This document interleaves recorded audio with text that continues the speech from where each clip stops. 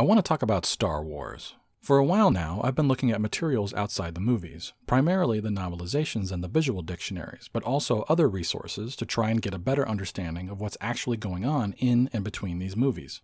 In particular, I've been working on a video about Starkiller Base for some time, and it was during my consideration of one of the related details that I noticed something. If things are where these books say they are, even with hyperspace, people are moving way too quickly across the galaxy. I suppose let's start at the beginning. Some of you may know, but others may not, so we should ask, what is hyperspace? Well, hyperspace is the mechanism that allows our characters to move quickly around the galaxy and the plot without running into the astrophysics quagmire that one would encounter when traveling at or near lightspeed. It is an alternate dimension of space-time, meaning that once you are in hyperspace, you are no longer in real space. However, every point of real space has an associated point of hyperspace, so you can jump between points without having to travel directly between them, greatly shortening the distance and time it takes to cover the same territory in real space.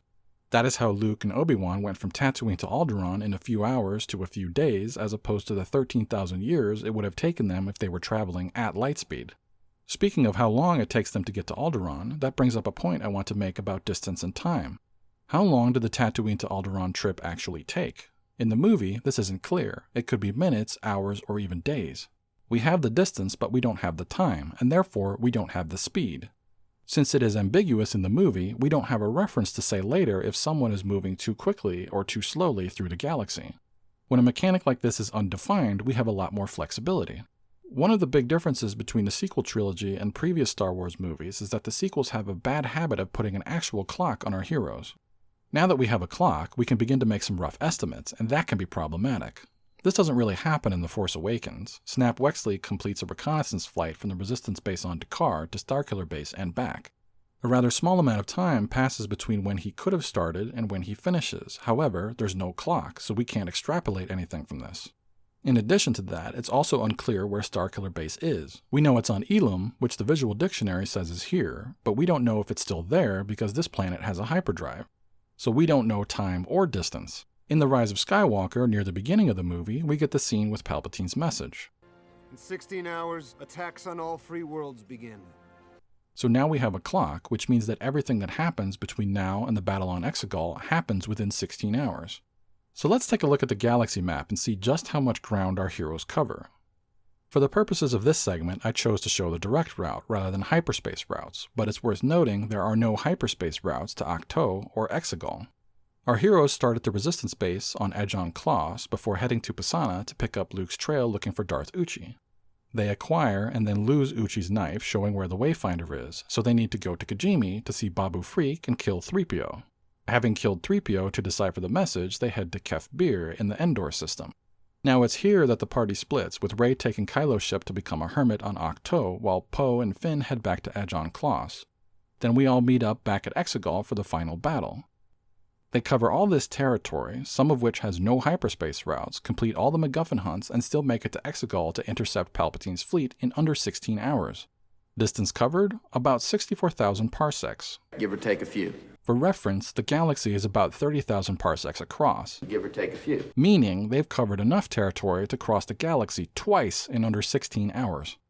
But that's still rather imprecise though. We can say they covered that distance and did all those things in 16 hours or less, but we can't really draw too many conclusions from that.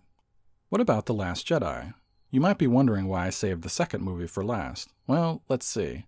How many numbers do we get in The Last Jedi? It's quite a few, but before we get to that, we need to see where our main points of interest are on the map. Well, Dakar and Crait are actually not that far from each other, down here at the south end of the galaxy. Rey is out here on Ahch-To in the unknown regions, and Finn and Rose are on their way to Canto Bight, which could not be further away from where they are. It's at the other end of the galaxy. We get our first number about 51 minutes into the movie, right after Rose and Finn steal a ship and leave the Raddus. It's at this point that Finn says, "The fleet's only got 18 hours of fuel left, we gotta hurry." Now one could argue that where he says this is ambiguous, and you wouldn't be wrong. However, we go from Finn and Rose stealing the ship, to lying to Holdo on the bridge, and then back to Finn and Rose on their ship, implying that all of these sequences closely follow each other. But it's not certain, so when I was first thinking about this, I chose to be generous and say that that scene could have been right before they get to Canto Bight.